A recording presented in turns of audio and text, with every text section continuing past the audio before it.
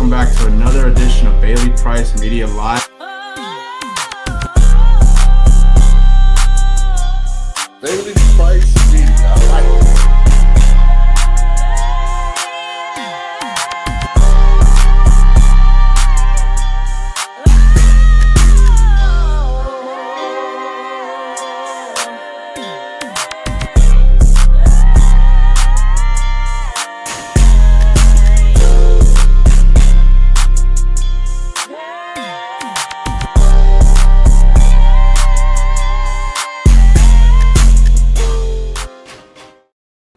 What's going on, everybody? Happy Thursday. Welcome back to a special edition of Bailey Price Media Live.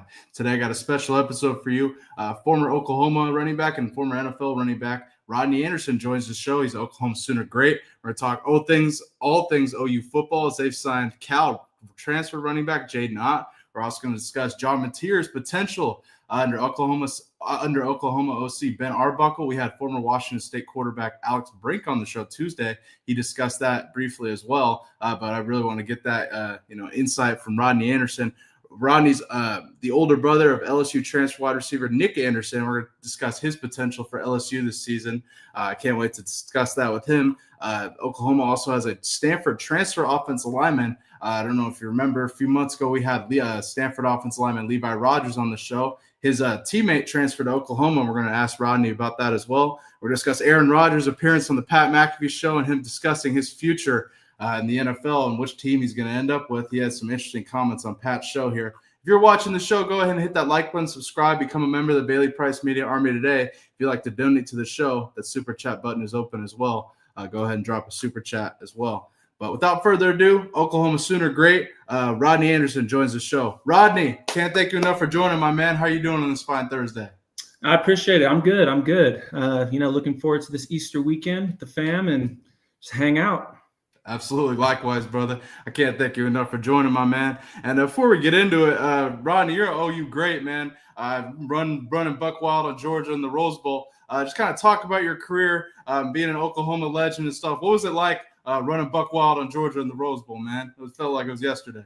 Oh, man. It does feel like it's yesterday, but it's pushing up on 10 years ago. And, as time flies, I'm super blessed to have been able to come to university like Oklahoma. Mm-hmm. My time here was up and down, man. I dealt with a lot of injuries. Yeah. I don't think that's any secret. People knew that I was dealing with a bunch of stuff. But come that 2017 season, I really got to hit my groove and show what I could do. I don't know. I've heard legend before. That's a strong word in my opinion. When you got guys like Adrian Peterson, DeMarco Murray, even throwing it back to like Joe Washington. For sure. But blessed to be mentioned in the conversation. My time was great. Georgia was a tough loss. I don't lose too much sleep over it these days, but nightmare here and there. Yeah, absolutely. Absolutely. Well, running back great, OU great, whatever we call you, I can't thank you enough for joining. I got to get you on. This is a great day to have you on here as Oklahoma's made a huge signings in the transfer portal, very active here. I wanted to start here. Oklahoma signs Cal transfer running back Jaydn. I think a huge signing in the transfer portal. Ott joins that running back room at OU with the Littleton, Colorado product, Gavin Sawchuk. You guys got what's his name? Taylor Tatum, Javante Barnes, and several others well in that running back room. Discuss the impact of this signing, Rodney. What are your thoughts on this signing? I think a huge addition for Ben Arbuckle, Venables, and the OU offense here. Go ahead. Yeah, man. It was a stacked running back room already. I think it's been a little bit tough to see what the room, what their potential actually is, just because we've been struggling to try to find our offensive identity. And it's tough for a running back to really settle in, especially when you got a group of them that are so talented. And Gavin Sawchuk, Javante Barnes, Taylor Tatum's been getting some burn. He's a dual sport athlete playing baseball for us right now. Yep. And Xavier Robinson too, late in the season really started to kind of prove his worth. I think he's going to be a big contributor. But I think with Jaydn coming into the mix, one of my good friends, Caleb Kelly, he always says iron sharpens iron. And I feel like adding him with DeMarco Murray as their coach is only going to produce good things. I love Jaydn Ott's style of running. He's a very decisive guy. He's downhill. He makes very, there's no guessing with him. There's no stutter. He knows what he wants to do. He's a home run hitter, and so he's always going to be looking for that touchdown. And he's what word am I looking for? He's dynamic too. Oh, yeah. I've seen him return kicks and be out wide. He'll get in the slot a little bit. So I'm really, really excited to see how Coach Arbuckle uses him.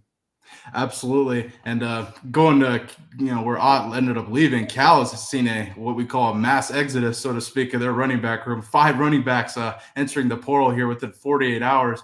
Rodney, before we go focus on OU a little bit, what are your thoughts on the transfer portal as a whole and kind of the structure and the way college football has changed since you were playing it now? What are your thoughts on that?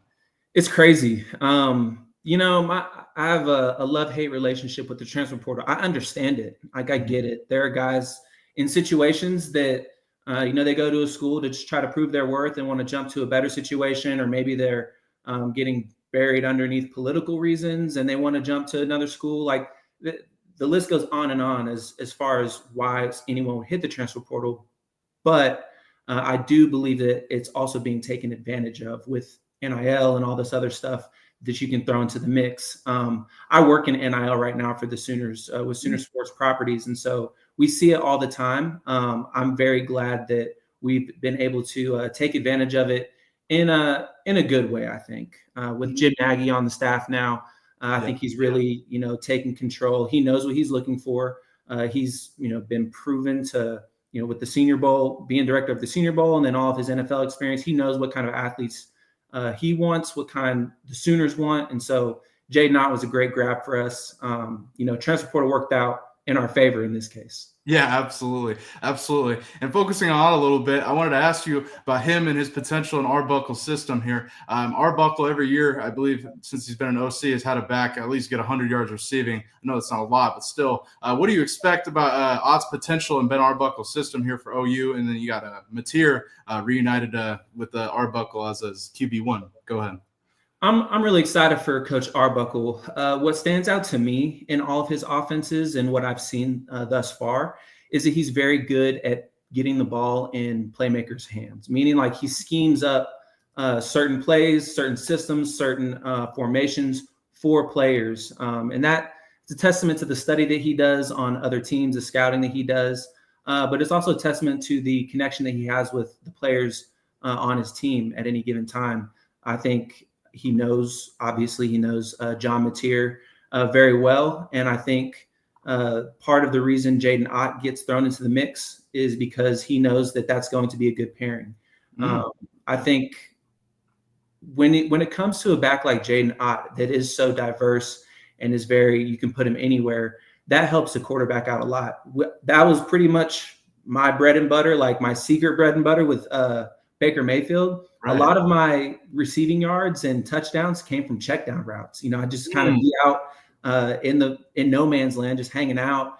Baker goes through his progression, nothing's there, dumps it off to a reliable set of hands that can make plays in open space. And so that's the relationship that I'm really excited for. I know that there's going to be some schemes for these backs, but I also know that these backs are going to help John stay protected and then also bail him out in certain instances. Absolutely. And I wanted to talk about Ott's coach a little bit. DeMarco Murray, can you discuss kind of his impact on the OU run game, OU's running back room here, and how he'll impact Ott headed into OU here? Go ahead. That's a legend. DeMarco Murray, that's a legend. What running back would not want to come and learn from DeMarco Murray, the OU legend, Dallas Cowboys legend, one of the best backs to ever come out of Norman. I think a lot of he's a very serious guy on the field, very serious coach. He has very high standards, a very high expectation of these guys. And like I said earlier, iron sharpens iron. He is one of those tools in that room that is going to help sharpen these cats up. And so I'm really excited to see what he does with Jaydn. And what he continues to do with the backs that he's had. Like I said, the systems that they've had thus far offensively have not been what we need them to be a successful SEC team. Even so, I think the backs tend to be a shining spot whenever we need them to be. They tend to step up. And so hopefully the system that we're in now helps them shine even more. Absolutely, absolutely, and well said. And sticking on this OU running game here, we're talking transfer portal here. You guys got another addition from the transfer portal, Jake Mikula here. I had his teammate Levi Rogers on here about a month ago, but you guys land Jake Mikula in the transfer portal. Bill Beatonbaugh, who I think is one of the best offensive line coaches, if not the best offensive line coach in college football, gets another one here, so to speak. What are your thoughts on this signing and how this may impact your run game and OU's line room? Go ahead. I think if you're an offensive lineman that really wants a chance at the next level, you want to link up with Coach Beatonbaugh. I mean, I ran behind his offensive line, and I don't know. Legend is a strong word. Like I said, the holes were huge. So when you have offensive line, I think this is what it is. He teaches the game of football. He teaches X's and O's. He doesn't just teach a formation. He doesn't just teach a system. It's really easy to do, and it's really easy to plug and play guys that way. But he really wants these guys to understand. And when you understand the game of football, that makes your cohesiveness a lot better, especially on the front line. Those front five guys or front seven, throw tight ends in there as well. It's just it makes the whole team better. And so I think a guy like Jake wanting to further his career, get that shot in the league. I mean, it's a perfect stop with Coach Beatonbaugh to help sharpen up his game and on to the next level. A lot of my friends, my time at OU, were offensive linemen for obvious reasons. And yeah, I mean, I hung out with those dudes all the time, and they just couldn't say enough about Coach Beatonbaugh. I spent a lot of time with Coach Beatonbaugh as well. And you can just tell, I mean, once they understand the game, the system comes easy. The formations come easy. And then their play only just goes up and up. Their draft stock goes up and up. And so I'm really excited to have Jake as part of the team. I think he's going to do a great job, and I'm excited to see what Coach Beatonbaugh does. Yeah, absolutely. And you raved about Beatonbaugh here. I do a Colorado show with Matt McChesney, who owns 6-0 Academy, and he sent several of his players down to OU, and Brett Coolidge was just down there here a week ago or so. And he raves about Beatonbaugh. We talk about Beatonbaugh all the time. So I just had to ask you about him. I thought this was an interesting addition for OU. A transfer from Stanford. It seems like you'd want to stay at that school to get the degree. But nonetheless, like you mentioned, coming to that OU O-line room, just definitely a transition and a straight path there to the NFL if you play your cards right under coach there. So I think a great addition for OU's run game here. I think last season OU may have struggled with the offensive line at times. So I think seeing this and along with the addition of Odd is definitely something OU Sooner fans can rejoice in seeing here. And we'd hope to have an improved run game going into this season. Let me ask you, going back to Odd, is he RB1 going into this season? You think coming in that running back room with Sawchuk, Barnes, you mentioned Taylor a little bit as well. Is he going to be the premier back going into this season, do you think? That's a tough question because it's a little early. I don't know that I could give him the number one spot. I don't even know if he's on campus just yet. With news breaking just a couple of days ago, I don't know. I think he has great potential to start. It's going to be a competition though. I know that Coach Venables and DeMarco Murray and Coach Arbuckle, they're all competitors, and that's what they want to see out of their athletes. And so the job's going to go to the guy that competes the best, the guy that has the best summer, the best training camp.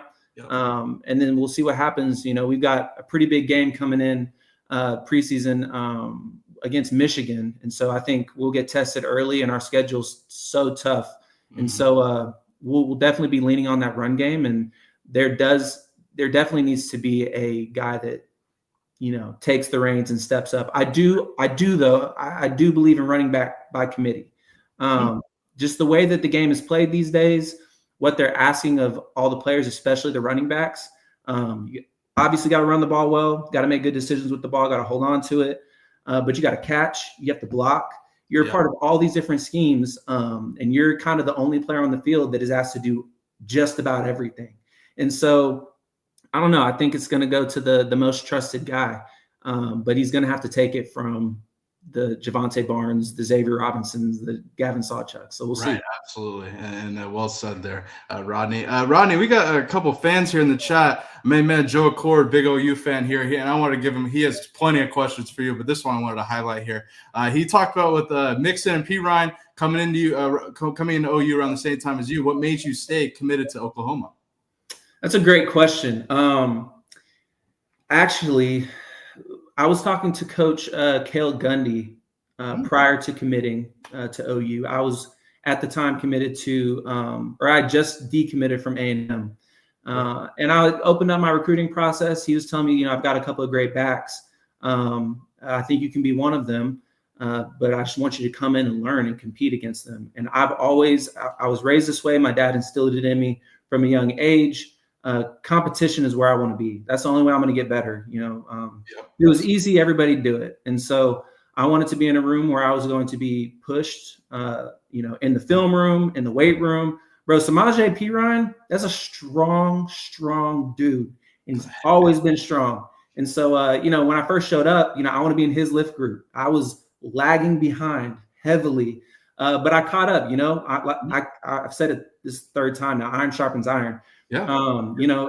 Getting in his rack and figuring out how to move weight like he does. I learned from him there. I learned from him in the film room. Joe Mixon, that is just a naturally gifted guy.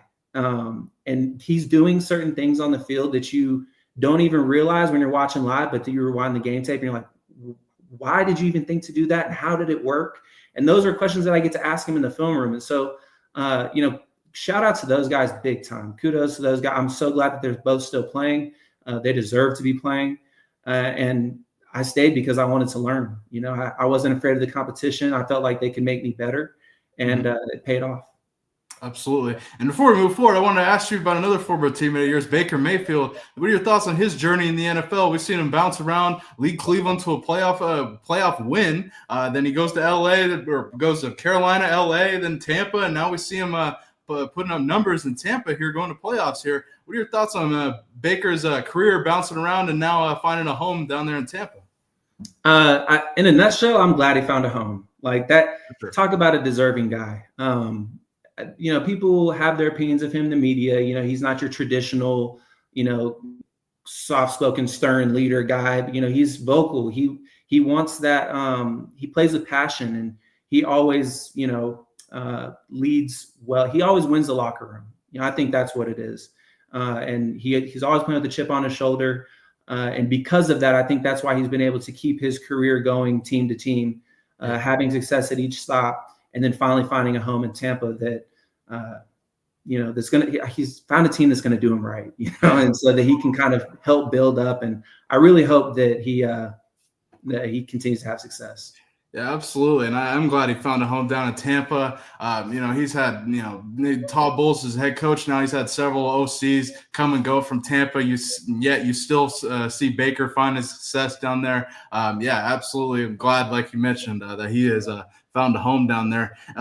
Man, Rodney, I can't thank you enough for joining. I got to ask you, moving across college football here a little bit, I wanted to ask you, Rodney, about your younger brother, Nick Anderson here.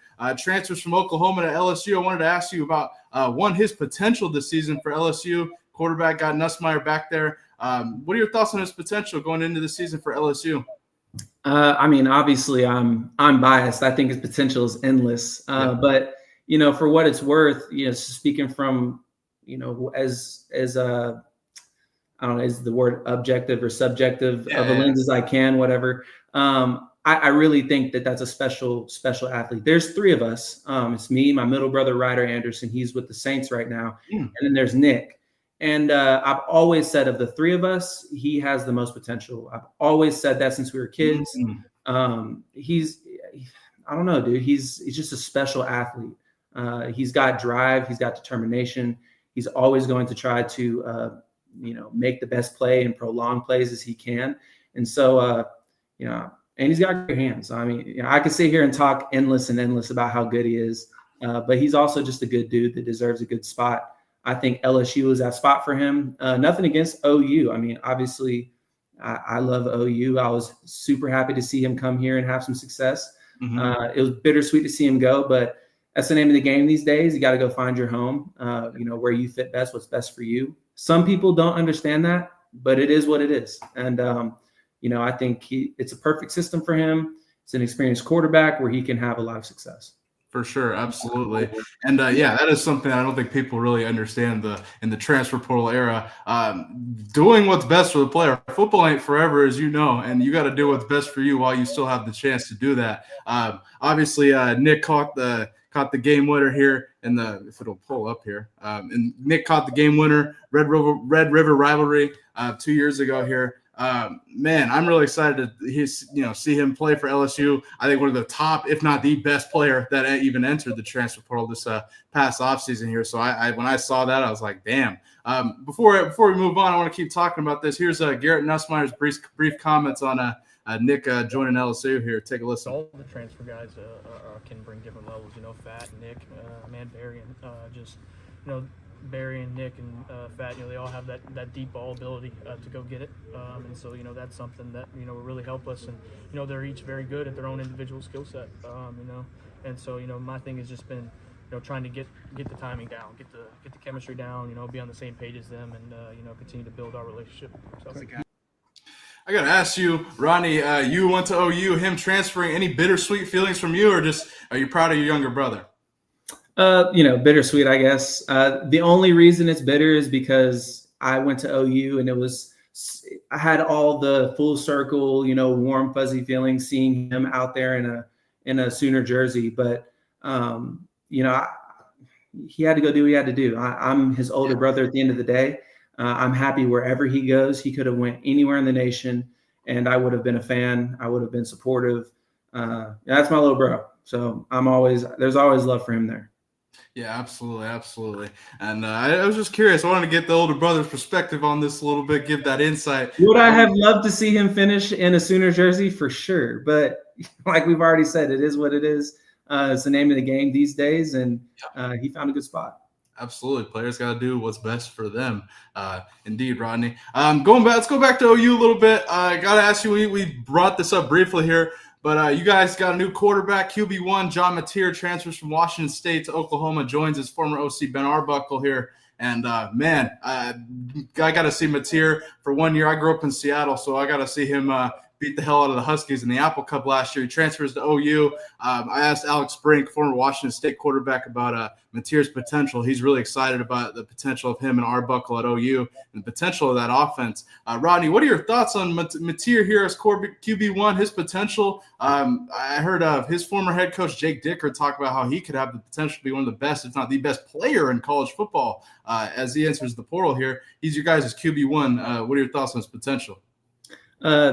I think potential is endless. And honestly, I really do feel like that's an accurate statement. His potential is endless. The system that he's got is perfect. We've got a great defense that can help out on the opposite side of the ball. And he's won the locker room. I think that's the biggest thing that not a ton of people are talking about. He's won the locker room. Those guys believe in John Mateer. It's only helped him settle in. And the connection that he has with Ben Arbuckle, kind of already understanding the system, has only helped them progress even quicker over, through spring ball, learning the system with the wide receivers and the offensive line and the backs. And that's only going to get tighter and tighter as, summer comes and training camp comes. He's a great leader. He's a great guy. I've had the pleasure of working with him on a couple of different things. And, that's just a dude that you want to build the program around. And I'm glad that we're able to do it. Yeah, absolutely. And I'm really excited to see the new look OU offense with Mateer as QB1. Obviously, he brings that dual threat, rushing for 15 touchdowns and throwing for 29 last year. What do you expect to see about with that OU offense? More run heavy? I'm kind of at a wild card here as to what to expect after last season here. What do you expect that OU offense to look like with Mateer as QB1?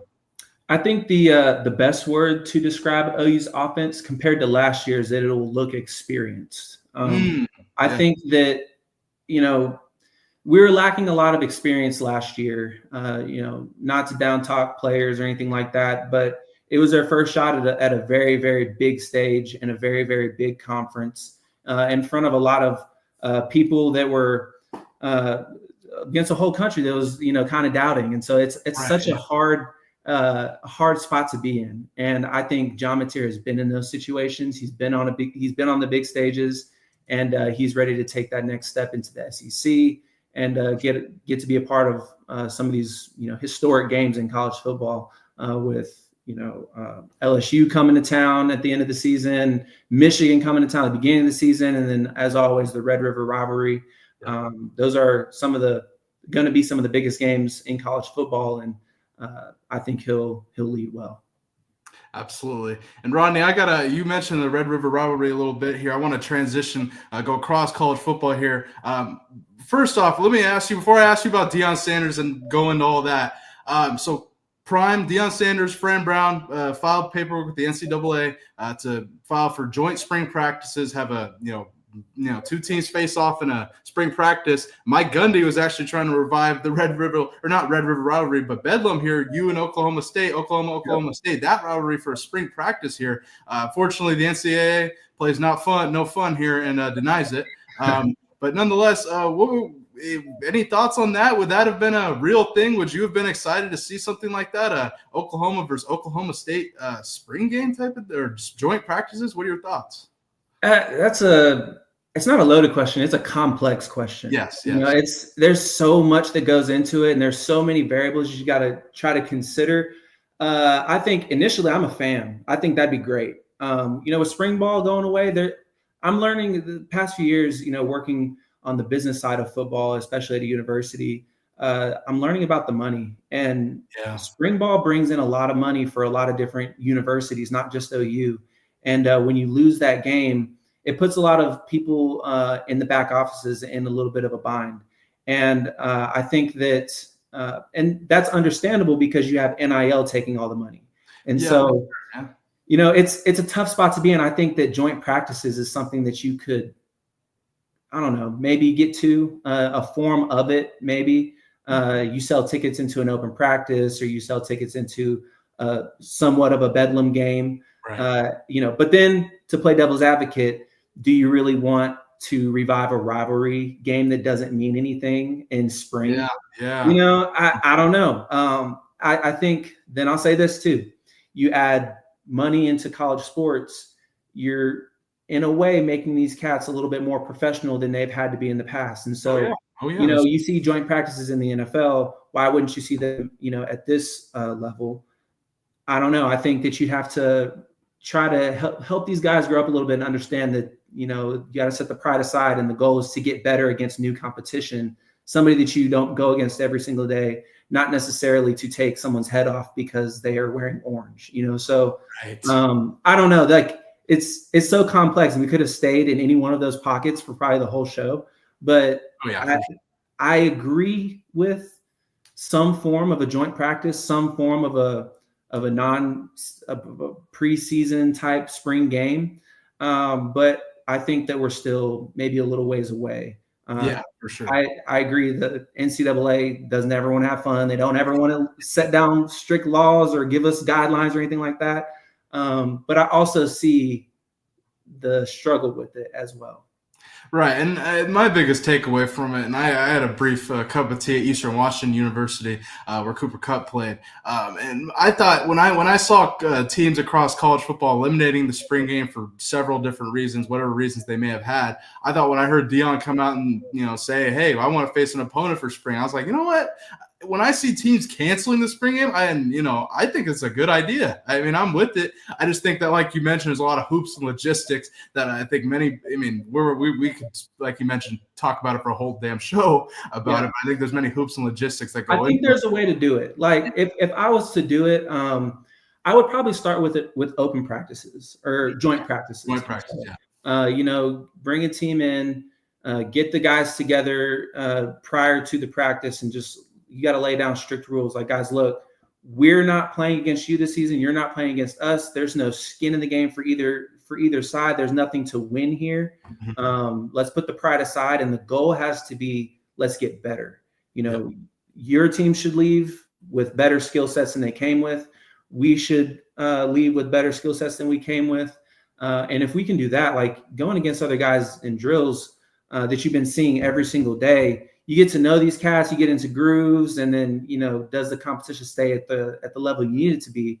You introduce a new competition into there, and you get a little bit more competitive without going overboard. I think that's where I would start. What do I know? I'm just some running back guy that used to play, but I think that's where I would start. No, you great, Rodney, and I like the way you put that there, and I think like you mentioned, it's going to be needed to be ramped up here. We'll see how the NCAA comes to approach this. If I had to take a wild guess, we're going to come next offseason and get to a spring ball, and they're going to be like, oh no, now it's allowed, because I've covered the reasonings they had as to why they denied it, and I thought it was a little bit interesting the reasonings they gave. But considering the state of college football, but nonetheless, last thing I wanted to ask you, Rodney, I can't thank you enough for joining. Chat's loving this, and I can't. You're the man. I can't thank you enough for joining here. Sticking on the Colorado train here. 2025 wide receiver Adrian Wilson, who signed with Colorado in December here, has entered the transfer portal and committed to Bill Belichick in North Carolina. Now, Rodney, this is an interesting development here because Adrian here committed to Colorado after decommitting from Arizona State, but that's just the beginning of it. Wilson hasn't even played a down in college football, but has already been on quite the journey since June of 2023. Wilson has been committed to TCU, Oregon, Arizona State, signed with Colorado, and now he lands in Chapel Hill with Bill Belichick in North Carolina here. Rodney, first off, seeing this from Adrian Wilson, we've seen him compete in Colorado spring practice a little bit. I was a little bit surprised by seeing him enter the transfer portal, but based on his history, this is what it is, I guess. But let me ask you, when you're seeing kids across college football having played at 4 and 5 schools or having switched schools in this short a time for a class of 2025 kid, what goes through your brain seeing this, considering you were just playing 6 or 7 years ago, and now you're seeing kids that are transferring 4 and 5 times. You're seeing kids that are 26 years old in college football, all just crazy stuff. Ronnie, what are your thoughts here? Go ahead. Man, it's hard because you never really know what he's dealing with, what Adrian is dealing with. There could be a litany of different reasons as to why he's jumped around so many times. But then, that thought always does creep into your head. Is this what we're talking about? Abuse of the transfer portal? I don't know, dude. It's kind of just the way it is these days. I try not to get too caught up in guys bumping around. Like that could have never been me, I think is what I'm trying to say. Mm-hmm. I want to go to a place and trust in where I'm at and give it a real shot and develop myself, because then I can really get an understanding of who I am as a player and what I need as a player. I think we're getting to some type. What I would love to see, especially with NIL, I would love to see contracts. Yes, agree. That, and not necessarily just because of money. I want to see contracts that lock guys in. Yeah. Sign a 1 or 2 year, or not one, sign like a 2-year contract that locks you in. You understand where you're at. You give it your best shot. You're getting paid, so that shouldn't be a worry. Just focus on you, focus on the guys in the room, and see how good you can be at any given spot. I think he could have been successful at Colorado, but we'll never know, and he'll never know. And so, hopefully, this is a good move for him. It's such a tough question, just because I try to see both sides of everything. I understand that you want to look for the best spot, but at the same time, how are you doing that? I guess is great point. No, Rodney, great point. That's the exact reason why I asked you this. And a couple things I wanted to highlight here. Colorado also saw edge rusher Tajay McCoy into the transfer portal, and Hall of Famer Warren Sapp is his defensive line coach, or one of his defensive line coaches here. And Warren Sapp was taken by surprise by this, all these transfer portal moves here. I wanted to show Warren Sapp's comments on all these moves from coming out of Colorado. Take a listen. Transfer portal thing, man. You get waking up with, all of a sudden, you got 3-4 names that you need to call and text and find out if this is true, the rumors. Yeah. And one of them was true, and it's something new for me. It's something new. I figured why would you want to leave a room with me? I'm here for you, baby. Yeah. I'm here for you. It's all about Yeah. you. It's all about you. I mean, I'm good. Whatever I got going, it's been that way, and it's gonna stay that way. Absolutely. I say all.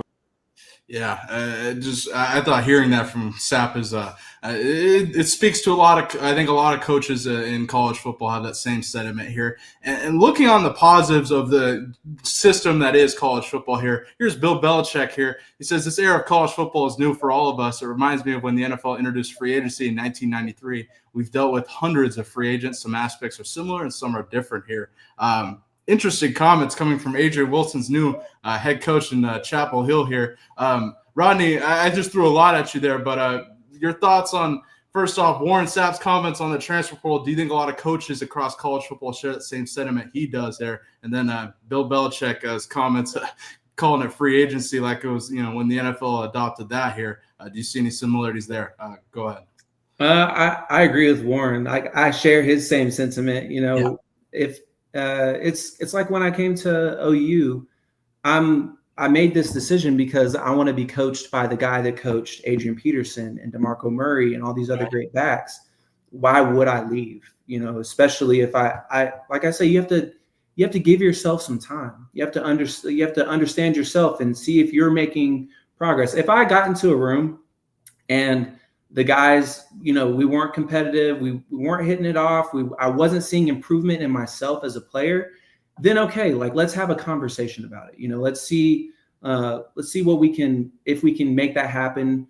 If I can get myself better, make some tweaks. Maybe I am the change, who knows? Yeah. But to just, make that decision and kind of leave everybody in the dark, it couldn't have been me. I think that's there's a lot about this era of college sports that just couldn't have been me. And then Bill Belichick, I'm not going to question anything that man has to say. He definitely knows what he's doing. It does kind of feel like free agency a little bit. You cut ties with the team for whatever reason. Now you're looking for your next. That's kind of it in a nutshell, and that's kind of what we're dealing with. I think it's surprising because what college football has always been traditionally is guys just truly wanting to improve on the game, still wanting to be a part of a team. Yeah. It was really kind of that last step before you turn professional where it means more than just, money or anything like that. You're playing for the love of the game. You want to be better. You want to become the best and go to the league. And now it seems like it's getting a little bit, I don't know if tarnished is the right word because of the NIL and the transfer portal and all this stuff. I don't know that it's, like I said, I don't think tarnish is the right word, but it's just different, it's the new normal. I don't think college sports or anything like that is going away. I don't think the competition is going to go down, but it's just going to take some getting used to. Absolutely. And Rodney, I work for the Last Chance U coach, Coach JB. He calls it watered down. I don't know if I look at it like that, but I look at it kind of parody, so to speak, and definitely a different game, from 6 years ago here. You work in NIL for Oklahoma here, and I got to ask you, before you get out of here, I can't thank you enough for joining. How do you fix this system, or would you change anything if you were in charge of the NCAA? Do you think Nick Saban needs to come and be the commissioner of football here? What needs to change in this, what people call Wild Wild West system of college football, considering you work in it and get a firsthand look at it every single day? It changes every single day. So I don't know that this answer is even going to hold up, but I think initially for a minute, I thought, to fix this, let's just go back to the old transfer portal rules. If you transfer, you got to sit out. Cause then to me that deters guys from wanting to leave because then they got to sit, and no school with the money problems that everybody is having is going to want to pay a guy an outrageous amount of money if he's just going to sit on the bench. Right. And so, maybe fix the transfer portal rules back to how they were. Again, a guy that tries to see two sides of every story, does that put guys that truly take advantage of the transfer portal the way it was intended to be? Does that put them in a bind? Maybe. I don't know. It could. Yeah. There's not really a perfect solution. I think, one of my recent ideas, I don't even know that I can take credit because, we talk NIL all day and this was just thrown out the other day. do you do contracts? Writing up contracts that lock guys in for longer than just a year or just a semester. Right. They as long as they're here, they get their guaranteed money. If you break contract or you decide to hit the transfer portal, then are there fines? Are there penalties? Do you have to sit longer? That's opening up a whole other Pandora's box, and we haven't even figured out how to deal with the one we have open right now. So I don't know. I think that there's definitely going to be a lot of change coming soon, especially with the House settlement and all this stuff. And so we'll see. I don't know. That's above my pay grade. I don't make the big decisions. I just solve the problems in front of me on a day-to-day. So. Well, man, Rodney, I think you gave a great solution, and I think I've heard a lot of people have the same answers as you. And contracts, bringing back potentially the old portal rules, or not giving players NIL until after their first year of college. I've heard it all. I've had Super Bowl champion Sean King talk about it. I would say I disagree with the not giving it first year. Really? Why do you say that? Because in some way, shape, or form, there's hype built around players, high school players coming out, that schools go and sell. And if they're selling anything that has to do with the name, image, and likeness of any player, I don't care if they've done anything at the university or not, if they're making money off of it, then I do believe that player deserves a cut. Because what was all this at the beginning of NIL in the first place? Right. Schools making all this money, TV making all this money, athletes deserve a cut. And so I think they deserve it. I definitely don't think that any 17, 18-year-old kid coming out of high school that has not played a down at the university needs an outrageous amount of money. Right. I don't think you pay them millions. I definitely don't. You definitely don't pay them millions. I don't think they need hundreds of thousands, but just what they're worth, and then there comes a question, how do you determine worth? How, they haven't done anything. How do you determine worth? So it comes off of hype, and that's true market value. And so how do you decide what an athlete's true market value is coming out of high school? It's hard because the market that they're going into hasn't determined that yet. And so, I feel that they need something. If the school's going to make any type of dime off of them, I feel like they deserve something, but definitely not, a huge paycheck off rip. Man, Rodney, you changed my perspective on that specific, part of it, so to speak, like completely. Because I think that's a great, because I have never heard anybody say, like, because we how do I say this? On the shows that I work with, they're very black and white about this. It's either they want it all open, doing it one way, or they don't want it at all. JB don't want it at all. Matt's the opposite. Matt Minchesi is all for this, and there needs to be some sort of regulation, right? And it's really, really interesting. And, we could talk about this forever. But I think the thing you mentioned about high school players, they definitely, especially the hype of the bigger players here, they definitely, deserve to be compensated for that. The school's definitely going to make money off that. And, determining that, value is very – It's tough. I mean, you got that. That's used to be what the spring game was. Right. You got these kids coming in mid-year. Maybe they get to ball in spring. They get to, figure out what their worth is a little bit. Now spring games are going away. But I think my point was that you got kids coming out of high school going to play a spring game. There are stadiums that fill up, that people pay tickets to go watch the new recruits. True. True. And if new recruits are the driving factor, they want to see who's balling and who's not. Those are ticket sales that are directly correlated to those new recruits. And so they do deserve a share, even if they haven't necessarily scored a meaningful touchdown. But, the shares shouldn't be the same as the guys that have been there. Right. Yeah, definitely. I think people need to understand that it's going to get, in my opinion, I think it's going to start to look more and more like an NFL model. You got a rookie coming in. You may have went first round and had a huge signing bonus, but everybody's rookie salary is the same. Yeah. And so, how crazy would it be if some, rookie running back, Rodney Anderson, walks in there and goes, wait a second, Joe Mixon, you're making how much? I deserve that. Like, no, that's crazy. I'm going to be happy with my rookie salary. Yeah, exactly. I'm going to prove my worth. And then there's negotiations that happen. And so, I think that's what it should be, what it should get to. Again, What do I know? I saw problems when they're laid in front of me, and I 1 foot at a time.